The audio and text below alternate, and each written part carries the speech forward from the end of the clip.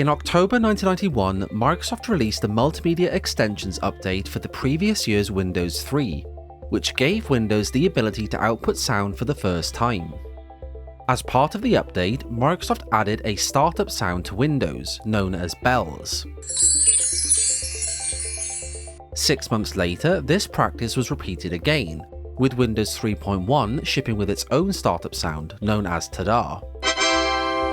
This same sound would be used for Microsoft's new line of Windows, Windows NT, beginning with Windows NT 3.1 in 1993.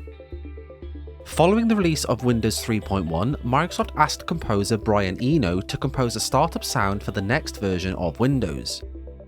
It was very funny when I got the job because they sent me a quite long letter and it said the piece of music should be inspirational, sexy, driving, provocative, nostalgic, sentimental. It went on and on. There were about 150 adjectives, and then at the bottom it said not more than 3.8 seconds long. Brian would go on to describe the process as like making a tiny jewel. Brian's sound, dubbed the Microsoft sound, would greet users starting up Windows 95 upon its release in 1995.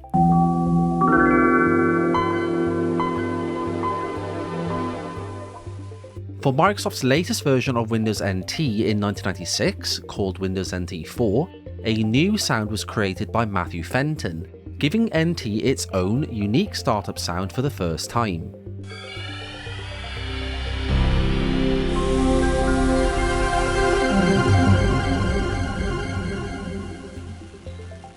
Following Windows NT 4, Microsoft held a competition between sound designers to find a startup sound for the next version of Windows. The winner was Microsoft employee Ken Cato, whose sound would greet users starting up Windows 98 in 1998.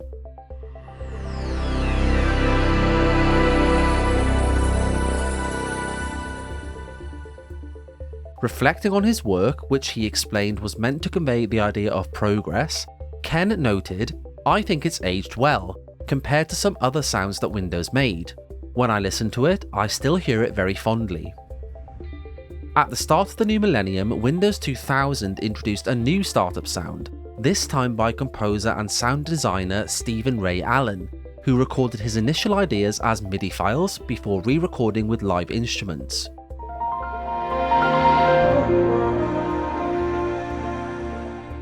This same sound would be used in Windows Millennium Edition or Windows Me later the same year.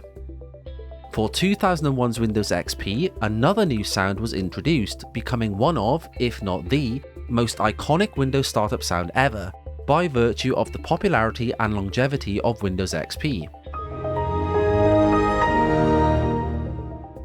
This sound was written by composer Bill Brown and recorded with the Seattle Symphony Orchestra, with finishing touches by sound designer Tom Azanich. For 2006 Windows Vista, Microsoft asked musician Robert Fripp to compose the startup sound. Inspired by Brian Eno's startup sound for Windows 95, Fripp recorded over 6 hours of ideas, which were used to arrive at a final piece consisting of 4 main notes, one for each syllable in the name Windows Vista. This same sound would later be reused for 2009's Windows 7. Whilst the startup sound was initially planned and recorded for 2012's Windows 8, composed by sound engineer Matthew Bennett, at a relatively late stage in development, Windows team member Jensen Harris decided the sound should be scrapped, spurred on by the startup sound of his laptop waking up his newborn baby. Though 2015's Windows 10 also did not use a startup sound by default, 2021's Windows 11 brought back the sound in all its glory. Created by composer Phi Bui, with help from Josh Kane and Savoy Schuler, the Windows 11 startup sound is known as Petals, and is meant to represent a small idea blooming into something greater.